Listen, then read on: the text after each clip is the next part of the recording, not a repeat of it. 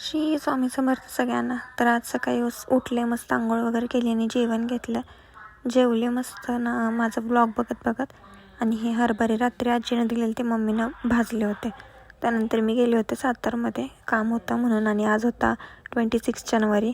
तर jalebi is mandatory, so मी गेले होते जलेबी घ्यायला. आणि मी तिथं शूट घेत होते तर ते अंकल बोलतात फक्त जलेबीचं शूट घे कारण मी चांगला नाही दिसत आहे.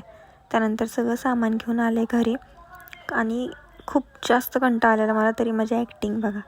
त्यानंतर मी मोंजिनीची पेस्ट्री पण आणलेली. आणि खरं सांगते, मोंजिनीची केक पेस्ट्री माझी एवढी फेवरेट आहे ना की त्याच्या पुढं मी कुठलीही गोष्ट खायला नाही म्हणू शकते. आणि मला बाकीचे कुठले केक आवडत पण नाही आहेत खायला, मी फक्त मोंजिनीचंच खाते आहे.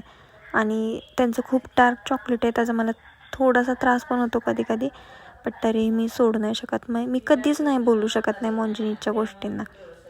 मग केक वगैरे खाल्ला आणि परत बाहेर गेले होते, थोडं काम होतं म्हणून. संध्याकाळी परत मी माझ्या फ्रेंडसोबत गेले होते कारण थोडीशी शॉपिंग करायची होती. ही बघा माझी खूप फेवरेट आहे ही बाईक.